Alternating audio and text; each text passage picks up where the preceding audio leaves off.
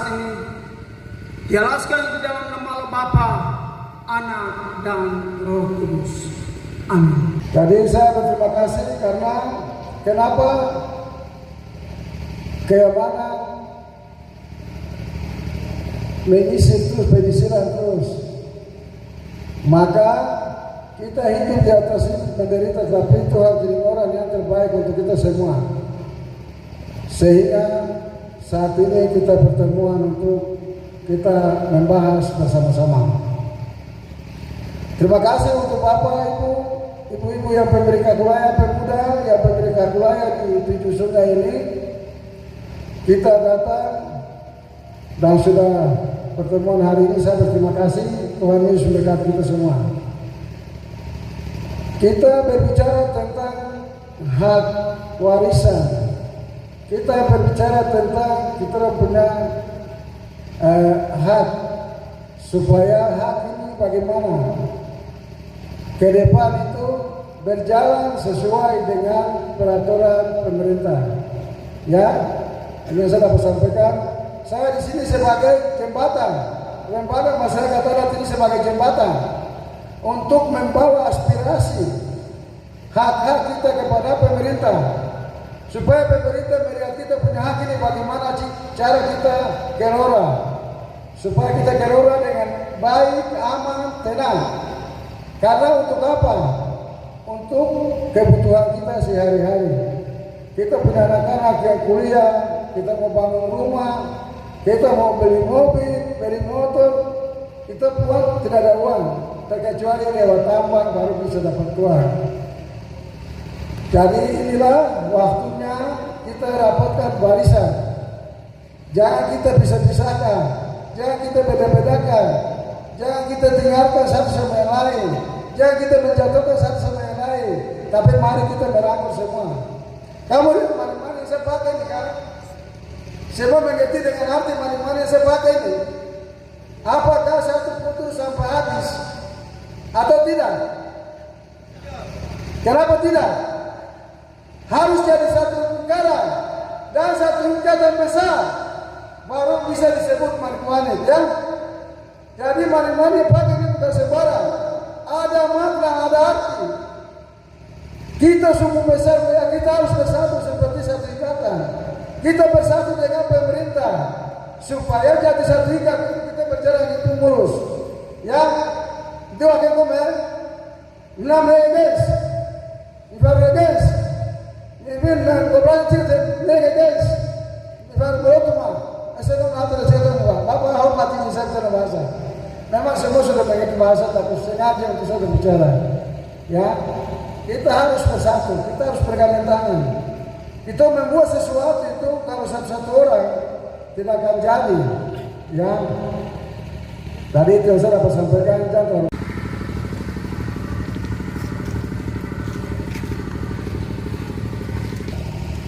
Assalamualaikum warahmatullahi wabarakatuh.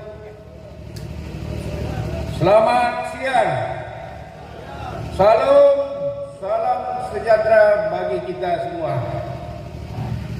Puji syukur atas kehadiran Tuhan Yang Maha Esa, di mana kita ketahui bersama dewasa ini bahwa kegiatan yang sedang berjalan atau sedang dikerjakan di Kabupaten Manokwari merupakan tambang, di mana tambang tersebut merupakan profesi bagi masyarakat, terkhusus bagi masyarakat wilayah yang ada di Kabupaten Manokwari. Dalam hal ini, hari-hari perkembangan daripada kegiatan tersebut ternyata mendapat beberapa kendala.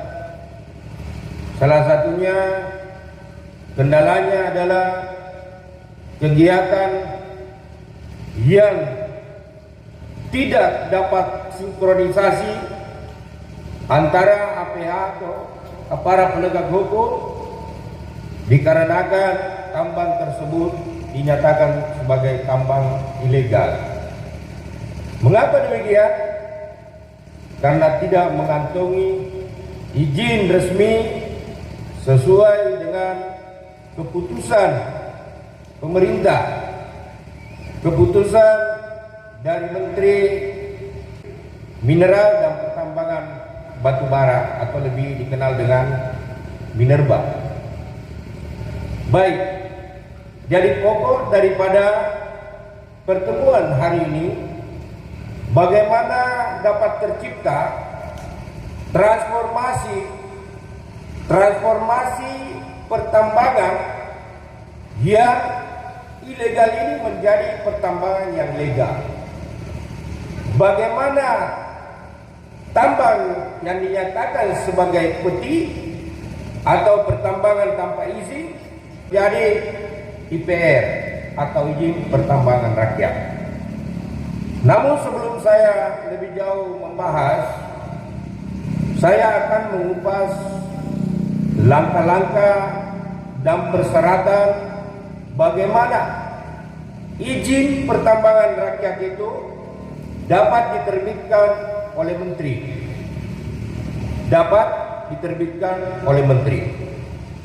Sebagaimana yang disampaikan tadi oleh Bapak Kepala LMA bahwa kita harus bersatu, kita harus bersama-sama bekerja sama sehingga ada pengakuan dari lokasi tambang yang digarap oleh pemerintah dan dinyatakan legal.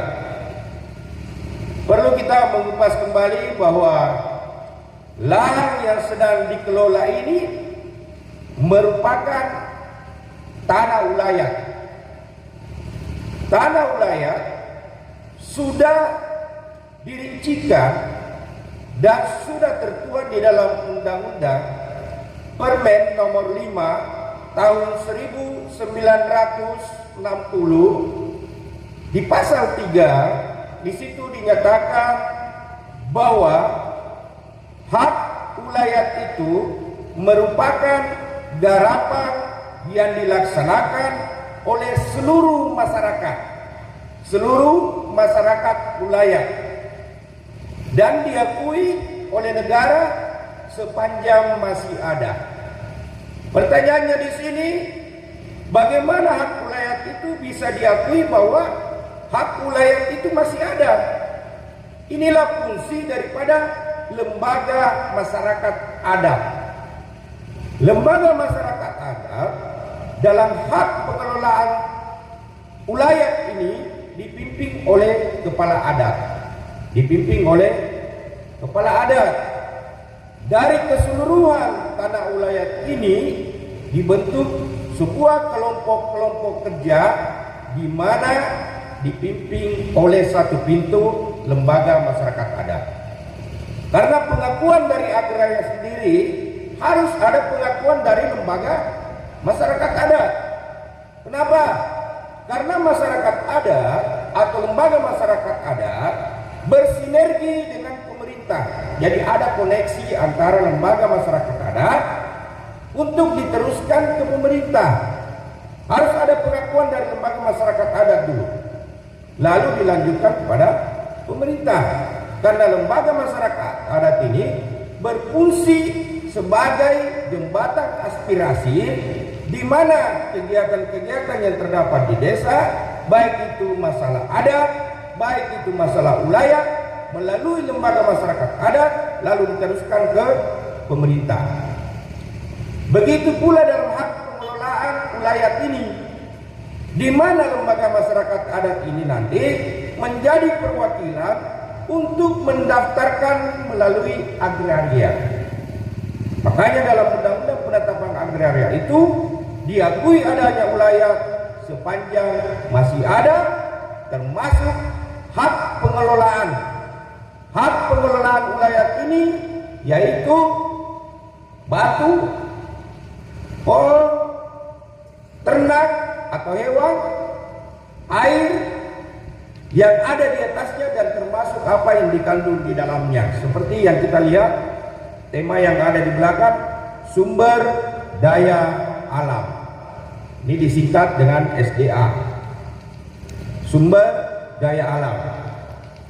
Sehingga harus kita pahami di sini kenapa dari pihak meminta supaya seluruh yang berada atau semua yang ada hubungannya dengan lokasi tambang itu menunjukkan atau menyetorkan datanya, KTP-nya, tolong pekerjanya, sehingga ada pengakuan, ada legalitas. Karena jika tidak dilakukan demikian, justru akan menimbulkan banyak masalah di kemudian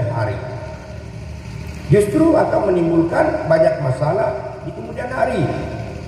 Kemudian dalam pengelolaan tambang itu sendiri tentu tidak bisa mendapatkan hasil yang signifikan, hasil yang betul-betul dapat dirasakan manfaatnya. Kenapa? Yang pertama, tidak fokus kerja. Karena yang ada di dalam pikiran para penambang ini, kapan lagi disisir, kapan lagi aparat masuk.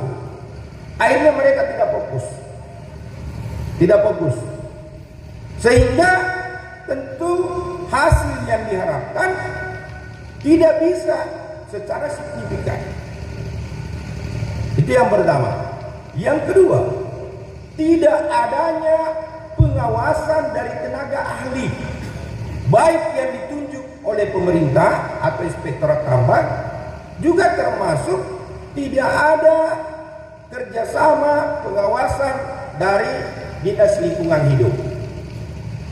Itu sehingga penambangan ini dianggap merusak ekosistem alam. Sehingga perlu kita mengkaji kembali supaya ada legalitas yang harus kita miliki sehingga penambangan ini dapat dikerjakan secara legal, secara resmi.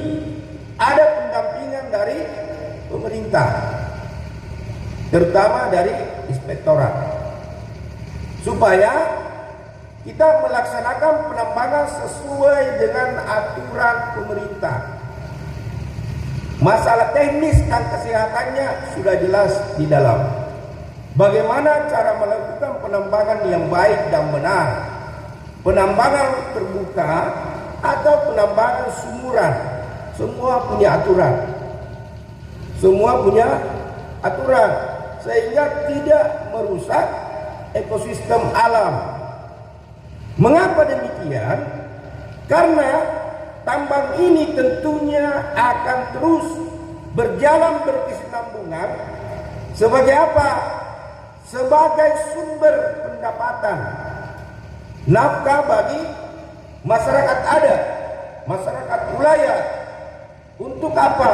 Untuk kesejahteraan dan kemakmuran dari generasi ke generasi. Jadi anggap saat ini generasinya kita, besok kita punya anak lagi punya anak. Ini yang dimaksudkan. Sehingga harus ditambang dengan baik dan benar, sehingga tidak terjadi kerusakan ekosistem, tidak terjadi erosi, tidak terjadi longsor, dan tidak merusak hutan, sehingga hutan ini tetap tumbuh. Karena hutan ini memberikan kita apa? Udara atau O2, sehingga kita bisa bernapas dengan baik, karena dia adalah penyimpan dari asap-asap mobil, asap-asap pabrik-pabrik karbon yang beracun buat kita. Baik, selanjutnya saya akan mengupas kembali terkait dengan isu yang disampaikan oleh lembaga masyarakat adat terkait dari Asosiasi Penambang Rakyat Indonesia atau APRI. Jadi Asosiasi Penambang Rakyat Indonesia atau APRI ini merupakan asosiasi yang tugasnya mendampingi, mengarahkan, ikut serta mengawasi sistem pertambangan ini, baik secara administratifnya menuju kepada legalitasnya, di mana peti bisa menjadi IPR, ilegal bisa menjadi legal. Itu yang pertama. Yang kedua, APRI ini tidak dibayar. Saya kasih tahu lagi, saya ulangi, APRI tidak dibayar, dan APRI tidak memungut biaya sepeser pun. Dan itu bisa ditanyakan kepada pihak lembaga masyarakat adat sendiri. Selama pendampingan ini berjalan, APRI berjalan sesuai dengan aturan. Adapun anggota-anggota yang mendaftarkan dirinya sebagai anggota Asosiasi Penambahan Rakyat ini, atau lebih dikenal kelompok-kelompoknya itu adalah RMC, Responsibility Mining Community, itu cukup membayar iuran Rp10.000 per bulan. Saya ulangi lagi, Rp10.000 per bulan. Jadi kalau di luar ada yang mendengar isu-isu, wah ini APRI bayar, ini APRI, itu sangat keliru. Tidak seperti itu, karena APRI berjalan sesuai dengan aturan anggaran dasar rumah tangga, sehingga berdiri Asosiasi Penambangan Rakyat Indonesia. Yang ketiga, APRI mendampingi para penambang dari segi hukum. Ketika ada persoalan hukum yang terjadi antara penambang dengan apa? Dengan aparat penegak hukum. Nah, seperti sekarang ada penyisiran, ada penangkapan. Nah, ini justru APRI masuk di sini untuk mendampingi, menunjukkan bagaimana Anda menambang dengan cara yang legal, dengan cara yang resmi, sehingga tidak ada penyisiran lagi, tidak ada yang ditangkap-tangkap lagi. Tetapi ingat, bukan berarti TNI Polri tidak punya wewenang. Wewenangnya tetap ada. Kenapa?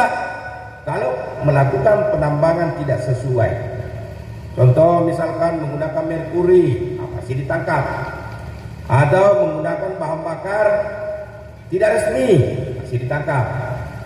Atau apalagi menggunakan alat tidak sesuai dengan aturan, tangkap lagi. Atau apalagi bekerja di atas lahan tanpa izin, tanpa legalitas, tanpa IPR, jelas ditangkap. Karena itu dinyatakan ilegal.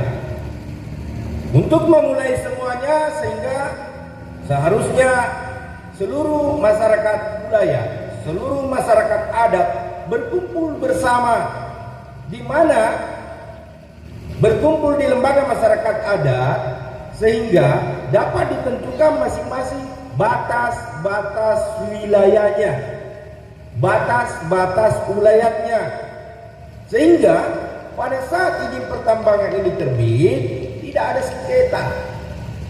Itu yang dimaksudkan.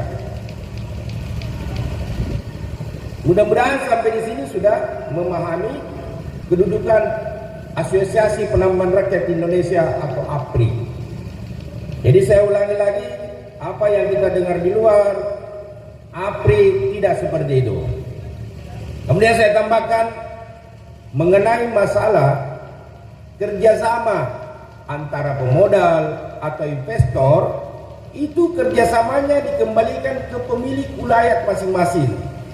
APRI tidak ikut campur dalam urusan kerjasama itu. Jadi silakan bersama-sama datang ke LMA, duduk bersama di LMA, silakan dibahas mau kerjasamanya, bagi-baginya berapa, dikembalikan kepada pemilik wilayah masing-masing. Nah, yang terakhir saya tambahkan mengenai masalah koperasi. Nah, ini lagi.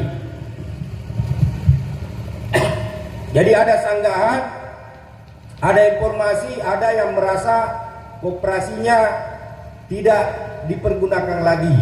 Itu keliru. Itu sangat keliru. Justru kalau punya koperasi itu jauh lebih baik. Kalau ada koperasi jauh lebih baik lagi. Karena kenapa? Dalam penerbitan izin pertambangan rakyat ini boleh perorangan, boleh kelompok masyarakat, boleh koperasi. Jadi walaupun koperasi tadi datang melaporkan dirinya di LMA, kenapa? Hanya karena kita kembali ke dasar hukum pengakuan ulayat itu sendiri. Kenapa? Karena izin tidak bisa diterbitkan ketika tidak ada pengakuan dari lembaga masyarakat adat itu sendiri. Karena lembaga masyarakat adatlah yang menghantar hak ulayat ini terdaftar di agraria. Itu. Nanti bisa ditanyakan ke orang BPN juga. Kenapa harus seperti itu? Aturannya memang sudah seperti itu. Dasar hukumnya sudah seperti itu. Ketentuan perundang-undangannya sudah seperti itu dan sangat jelas. Jadi koperasi bisa mengelola lahan yang lebih luas dari per kelompok masyarakat. Misalkan koperasi 50 sampai 100 hektar. Per orang 25 sampai 50 hektar. Itu dibagi di dalam blok-blok IPR masing-masing atau kelompok kerjanya masing-masing.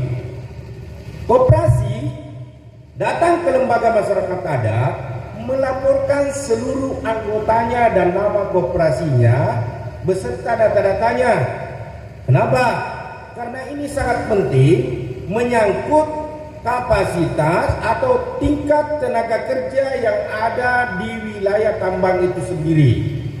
Kenapa? Karena tambang itu dikerjakan tentu ada namanya healthy safety environment atau biasa kita dengar K3. K3. Sama ini, ada logo ini. Keselamatan dan kesehatan kerja. Sehingga dari dinas kesehatan itu bisa masuk ke lokasi tambang, bisa masuk mengecek di sana, jangan sampai ada yang sakit, ada tekanan darah naik atau apa, ada yang gejala malaria. Itulah gunanya kenapa tambang ini harus legal dan sesuai dengan aturan.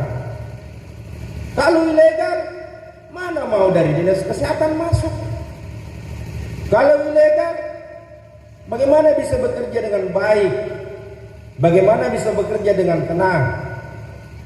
Justru malah pendapatan yang diharapkan tidak signifikan. Apalagi dengan cara menyewakan ulayat, tentu sangat merugikan masyarakat ulayat itu sendiri. Ini hanya masukan buat saya ke seluruh masyarakat ulayat. Saya beri satu contoh. Sewa ulayat misalkan 300 juta per bulan. Kalau 300 juta kita hitung-hitung dengan harga emas yang ada sekarang, itu hanya kurang lebih 450 gram, tidak sampai setengah kilo. Ya kan? Sementara pendapatan di dalam yang menyewa itu bisa lebih daripada 2 kilo, 3 kilo. Nah, belum lagi dari ulayat ini, sewa ulayat tadi misalkan yang 300 juta, itu kan dibagi beberapa orang. Bukan satu orang. Karena mereka dalam satu keluarga bisa 20 orang, 30 orang. Sehingga tidak nampak hasilnya sama sekali. Padahal justru adanya tambahan rakyat ini gunanya apa? Untuk menopang, meningkatkan perekonomian menuju kepada apa? Sejahtera dan makmur. Sehingga di sini APRI turun agar ada keadilan di sini. Keadilannya adalah mendampingi seluruh masyarakat ulayat untuk mengurus lokasi tambangnya mereka, transformasi atau maksudnya berubah dari yang dinyatakan ilegal menjadi legal. Menjadi legal. Sehingga kita harus bersatu, bersama, berkumpul. Seperti yang kemarin sudah dilakukan, sudah disiapkan beberapa patok, dokumen-dokumen sudah ditandatangani semua. Ini kan sisa pemasangan patok selesai, sudah beres 100%. Berarti dokumen sudah lengkap semuanya. Kita ambil contoh di Pegunungan Arfak. Pegunungan Arfak itu sudah wilayah pertambangan rakyat. Kemarin beberapa hari yang lalu sempat beliau datang ke kantor saya tunjukkan izin pertambangan rakyatnya sudah terbit. Tinggal bersinergi dengan aparat hukum dalam hal menjaga keamanan, ketertiban, atau biasanya dikenal dengan Kamtibmas kalau tidak salah. Jadi dari Bapak Kapolsek akan terus mendampingi para penambang, dari Bapak dan Ramil akan mendampingi persoalan keamanannya apa segala macam, itu supaya terjaga legalitas dari tambang ini sehingga pemerintah tidak mencabut. Itu. Dan izin ini diperpanjang setiap 10 tahun.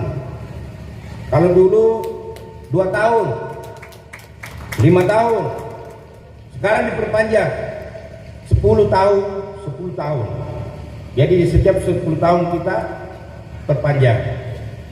Kita hanya butuh waktu untuk bekerja sama, berkumpul bersama, baik itu dalam bentuk koperasi maupun dalam bentuk kelompok masyarakat, datang di lembaga masyarakat adat, daftarkan dirinya supaya diberikan pengakuan, diberikan rekomendasi.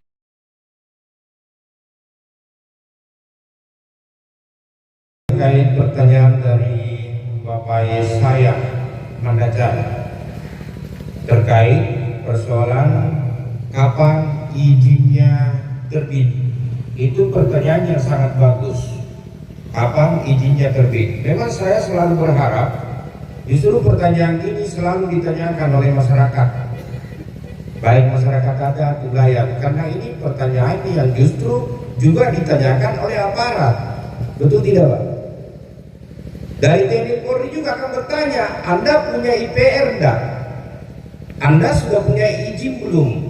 Sehingga memang saya berharap masyarakat juga mempertanyakan kapan izinnya terbit, sehingga saya bisa menyampaikan bahwa apa yang saya sampaikan tadi di atas, yang pertama, mari duduk bersama.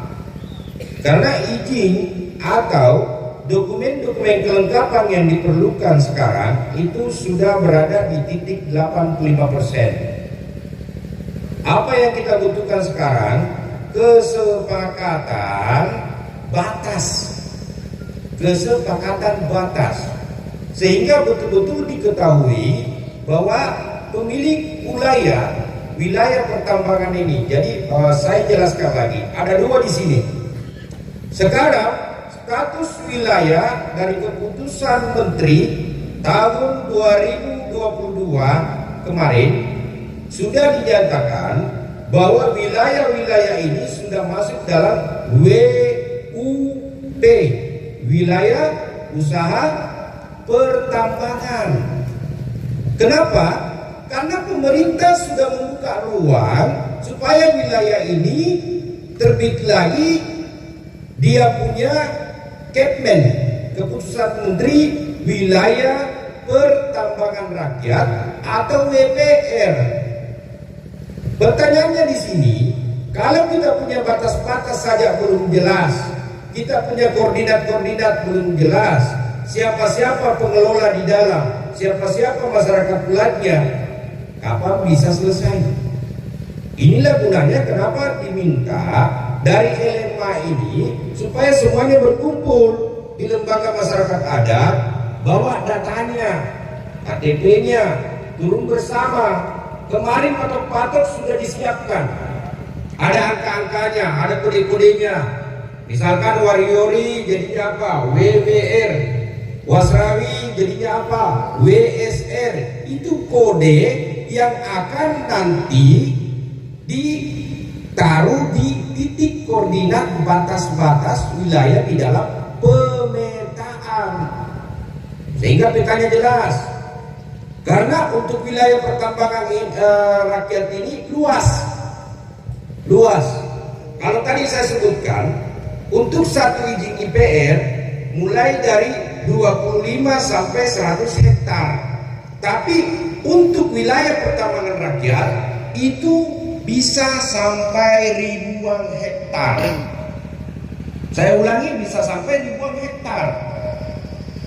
Nah, sementara IPR ini atau izin pertambangan rakyat ini harus dikelola oleh masyarakat asli dan merupakan wilayah area tambang yang terbatas dan investasi yang terbatas.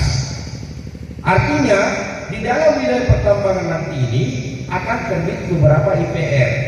Tadi disampaikan, ada tadi juga yang mengatakan bahwa saya memang di Wariori, tapi di Wariori ini masih ada kepala-kepala suku. Dari kepala-kepala suku, tiap-tiap kepala suku inilah nanti justrunya yang akan mendapatkan IPR itu. Kalau di Wariori ada 10 kepala suku, itu 10 IPR-nya. Berarti wilayah Wariori dibagi 10. Bukan begitu? Begitu? Mudah-mudahan saya tidak keliru. Kalau keliru tolong diluruskan. Jadi seperti itu Bapak-Bapak. Jadi jangan salah memahami, jangan salah persepsi, jangan salah menanggapi. Nanti dipikirnya ini mau dikuasai LM, maka apakah tidak seperti itu? Tapi LM lebih daripada kedudukannya sebagai jembatan menuju ke pemerintah. Karena LMA punya surat keputusan dan LMA sesuai dengan keputusan perundang-undangan bahwa dibentuk lembaga masyarakat adat untuk memimpin ulayat-ulayat di dalam diketuai oleh ketua adat dari lembaga masyarakat adat itu sendiri. Saya mau menjawab pertanyaan dari Bapak siapa tadi yang koperasinya sudah ada nomor induk perusahaannya, NIB. Oke, baik. Saya jelaskan di sini bagaimana persyaratan daripada koperasi itu untuk mendapatkan izin pertambangan rakyat. Yang pertama, satu, pendirian koperasi sudah ada. Tentu ada pengurus, ada pengawas, ada yang memimpin koperasi di situ. Apa yang dibutuhkan? KTP seluruh anggotanya. Kemudian apa lagi di situ yang dibutuhkan? Laporan keuangan kegiatan selama 2 tahun itu. Dia punya laporan keuangan, maaf, itu dari publik, tidak boleh independen, tidak boleh dibuat-buat. Itu menggunakan ada namanya superior akuntan. Nah itu laporan keuangan 2 tahun terakhir. Nah dari situ koperasi ini nantinya setelah aktanya sudah lengkap, semuanya sudah lengkap, itu boleh mengajukan NIB. Tapi sebelum NIB itu terbit, harus ada NIK dulu atau nomor induk koperasi. NIB-nya itu diterbitkan melalui Dinas Perkoperasian secara online. Berarti beliau ini sudah lengkap. Nomor induk koperasinya sudah ada, nomor induk perusahaannya sudah ada juga. Di mana NIB itu menerangkan bahwa koperasi yang beliau miliki ini bisa mengerjakan tambang. Itu. Tetapi ingat, koperasi juga harus tetap mengajukan permohonan penerbitan izin pertambangan rakyat. Nah itu. Jadi koperasi yang sudah ada, koperasi yang sudah lengkap, itu tetap dirangkul seluruh anggotanya. Dan tetap menjalin hubungan kerjasama terhadap pengusaha. Nah dari situlah berangkat koperasi ini melaporkan dirinya di lembaga masyarakat adat untuk regulasinya diteruskan ke pemerintah. Kenapa? Karena dalam izin pertambangan rakyat ini diterbitkan, masyarakat harus bersatu. Saya berbicara ulayat di sini, bersatu menentukan batas-batasnya. Nah itu terus di dalam satu wilayah ini kan ada 7 berapa orang di dalam itu semua. Terus yang mengerjakan siapa? Per kelompok atau koperasi? Seperti itu. Kalau per kelompok persyaratannya ringan, cuman cukup KTP saja. Semua dokumen-dokumennya dilengkapi di lembaga masyarakat adat. Kalau koperasi itu harus ada siapa pemegang sahamnya. Nah itu siapa-siapa saja pemegangnya, siapa pemegang saham. Di situ semua harus lengkap komplit. Kalau untuk koperasi saya formnya lengkap juga untuk pengajuan DPR-nya. Jadi semua lengkap, baik per kelompok dan koperasi. Jadi jika itu sudah terpenuhi, nah berarti bekerja sama dengan lembaga masyarakat adat. Kenapa? Karena untuk melaksanakan penambangan tradisional secara wilayah itu harus ada pengakuan dari lembaga masyarakat adat sehingga dinyatakan legal, sambil mengurus legalitas, mengurus izinnya ke pemerintah supaya nanti bisa kerja menggunakan alat apa, seperti menggunakan alat gelondong kalau itu batu-batuan atau balmil. Nah itu menggunakan alat berat kalau lokasinya agak sulit, tapi itu ada persyaratan dari menteri itu, cara ketentuannya ada, tidak asal-asalan pakai. Kalau tidak dipersyaratkan, tidak ada izinnya, tetap ditangkap, polisi tetap segel bahwa itu yang polisi lain warna kuning, lalu dipidanakan. Nah itu, jadi itu yang bisa saya jelaskan. Jadi kita jangan salah persepsi ya, bahwa kita ini mau kumpul di LMA, nanti LMA yang ini, yang menambang yang ini, atau ketemu dengan APRI menambang. APRI tidak menambang, saya sendiri tidak punya tambang, tidak punya lokasi. Nah, itu. Jadi mendampingi penambang. Kalau legalitasnya sudah selesai, sudah lengkap semua, silakan bekerja. APRI hubungannya dengan inspektorat, dengan kementerian, melakukan pengawasan, melakukan pelaporan, peningkatan, perolehan pendapatan. Apakah sudah rakyat itu sejahtera dengan adanya tambang? Terus bagaimana nanti mereka punya hasil dari tambang itu dikelola seperti apa? Apakah nanti ada koperasi yang siapkan sembakaunya atau apa? Ada koperasi yang siapkan bahan bakarnya atau apa? Nah, seperti itu semua. Nah, dalam satu masing-masing patok ini itu akan digabung dalam satu wilayah pertambangan rakyat. Nah, dari situ barulah nanti dibagi-bagi. Kepala suku A, misalkan itu tadi saya bilang, Wari-wari ada 10 kepala suku. Berarti dibagi 10 wilayah tambangnya. Seperti itu. Kita sebagai pengusaha masih merasa gelisah dan ada rasa traumatik pasca penyisiran yang terakhir kemarin. Karena rapat seperti ini, diskusi-diskusi seperti ini bukan nanti kali ini kita lakukan.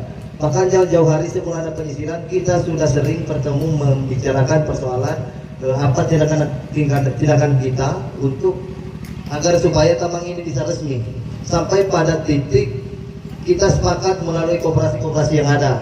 Untuk wilayah Wasarawi misalnya kemarin kita sempat rapat di Dewan Adat Papua di Kota, itu yang diundang 3 koperasi Wasarawi, yang sebelah kiri ada 2 koperasi dan yang kanan Pak Luther kan, itu sudah dibagi. Dan sama juga ada bahasa-bahasa itu, bahasa keyakinan itu meyakinkan kepada kita pengusaha, teman-teman bisa menjamin jika kemudian akan ada penertiban atau penyisiran, bahkan penangkapan, itu akan ada sikap yang di mana bagi anggota koperasi jika ada tertangkap atau ada penyisiran itu aman, dan kata-kata itu menjadi pegangan kita sebagai pengusaha. Tapi pada akhirnya pasca penyisiran kemarin, yang kita sayangkan banyak teman-teman kita yang ditangkap, pengusaha-pengusaha yang ditangkap, pada akhirnya kita jalan sendiri, kita bayar iuran per bulan, koperasi ini koperasi itu kita ikut bayar iuran. Tapi yang di sini kita minta sikap dari teman-teman yang punya wilayah, teman-teman yang masuk di koperasi yang punya tanggung jawab atas apa yang kita yang menjadi anggota, yang anggotanya kemudian hari ini yang tertangkap, yang kita butuhkan itu sikap. Dan hari ini kembali kemudian kita sepakat berkoordinasi dan mudah-mudahan ke depan ini akan terkonsolidasi secara masif sehingga melahirkan izin pertambangan rakyat yang kita impikan itu. Nah, yang menjadi pokok di sini apa jaminan kita? Oke, dari awal Desember kemarin, tahun kemarin, baru-baru ini saya sudah mendaftar ke LMA melalui Pak Soleman, mulai Pak Sekretaris, bahkan melengkapi berkas-berkas mulai dari sama-sama dengan yang punya wilayah, bahkan anggota kerja sampai koki-koki semua kita masukkan fotokopi KTP dan foto-foto yang berkas-berkas yang diperlukan. Yang menjadi inti pertanyaan, berhubung sini ada pihak dari bapak-bapak polisi juga, Bapak Kapolsek dan yang mewakili, dan Bapak dan Ramil juga yang mewakili mungkin, dan ada Pak LMA, supaya semua masyarakat sini bisa dengar dan kita pengusaha bisa yakin dalam proses hari ini yang kita tahu itu masih ilegal karena memang suratnya belum resmi. Jaminan kita apa? Jika di kemudian hari 1-2 minggu, 1-2 bulan ada penyisiran yang dimana kemudian kita sudah mendaftar dan terjadi hal yang seperti kemarin, yang kita butuhkan hanya itu. Dan saya mungkin bisa minta sikap dari bapak-bapak yang punya guna, dari bapak mungkin arahan lah, pandangan untuk sebagai pegangan kita pengusaha, kira-kira seperti itu. Terima kasih. Baik, shalom, selamat siang. Menanggapi dari pertanyaan Bapak Eko, mana? Baik, silakan berdiri, Bapak Eko. Baik, terima kasih Bapak sudah mengajukan pertanyaan, dan ini pertanyaan yang luar biasa bagi saya dan sangat bagus. Saya garis bawahi dulu kata trauma Bapak, kata trauma, karena saya selaku pribadi saya, kita memahami bahwa ada undang-undang yang mengatur dalam regulasi. Semua pekerjaan itu ada aturannya, baik berangkat dari hukum adat, berangkat ke hukum negara. Sangat jelas. Hukum-hukum ini, undang-undang ini, aturan-aturan ini terbit lahir dari Undang-Undang Pasal 33. Bumi, air beserta isinya dikuasai oleh siapa? Negara, untuk kepentingan dan kemakmuran rakyat. Jadi kata traumatis itu Anda sendiri yang menciptakan, pengusaha sendiri. Oke, baik. Jadi kita meluruskan ini, sehingga jangan juga selalu menganggap bahwa aparat itu arogan. Sedikit-sedikit disisir, sedikit-sedikit ditangkap, sedikit-sedikit diamankan. Nah itu, kenapa? Karena kita tidak mengikuti regulasi. Saya luruskan kembali yang saya ketahui bahwa tadi dikatakan pernah diadakan beberapa kali pertemuan lewat Dewan Adat Papua, begitu Bapak ya? Baik, di sini kita berarti berbicara di tiga sisi ya, hukum negara, hukum adat, dan pelaksana adat itu sendiri. Betul? Betul? 3 ya? Oke, baik. Dewan Adat Papua itu berdiri secara independen, secara kultur, secara adat. Mereka lahir dari apa? Di mana di situ ada kepala suku besar, di mana di situ ada kepala-kepala suku, dan ada susunan-susunannya sendiri. Kalau di wilayah Papua saya belum hafal betul, beda dengan di daerah Sumatera, daerah Minangkabau, daerah Kalimantan. Nah, makanya ada namanya Tanah Nagaro, ya, ada namanya Tanah Ranca atau Tanah Rinci, ya, ada namanya Tanah apa? Rajo atau Raja. Nah, seperti juga di Papua itu hukum adat itu sangat diakui, ya. Kalau Dewan Adat itu berdiri secara independen, sementara lembaga masyarakat adat sudah saya jelaskan tadi, regulasinya itu diangkat dan disahkan oleh pemerintah. disahkan oleh pemerintah, sehingga punya regulasi hubungan langsung dengan pemerintah, baik pemerintah daerah, provinsi atau pusat. Nah, itu seperti itu. Jadi ada pun pertemuan-pertemuan yang dilakukan kemarin yang menjadi pertanyaan saya, dasar hukumnya dari mana? Oke? Nah, kenapa tetap ditangkap? Kenapa tetap disisir? Kenapa tetap diamankan? Karena tidak ada dasar legalnya di mana. Nah, itu pun yang menjadi pertanyaan dari lembaga masyarakat adat sendiri, Dewan Adat sendiri. Bukan berarti ini berbeda. Semua orang-orang asli Papua yang ada di dalam. Hanya menyangkut masalah kewenangan yang ada di dalamnya itu memang terpisahkan. Kalau lembaga masyarakat adat bersinergi langsung dengan pemerintah, berdiskusi dengan pemerintah, ya, baik itu misalkan dari pusat, dari Korami, apa semua, bagaimana supaya desa ini bisa tercipta kemakmuran, kesejahteraan, terus termasuk masalah perekonomian. Kalau Dewan Adat itu luar biasa, adat menyangkut silsilah siapa semua, menyangkut melindungi daripada hak-hak orang Papua asli, menjaga budaya-budaya orang Papua asli, adat istiadatnya, ya, seperti itu. Tapi di dalam aturan negara yang diakui adalah bukan berarti tidak diakui. Yang diakui adalah lembaga masyarakat adat yang memimpin pengelolaan hak layat. Hak layat yang dipimpin oleh lembaga masyarakat adat atau ketua adat punya hak, punya wewenang.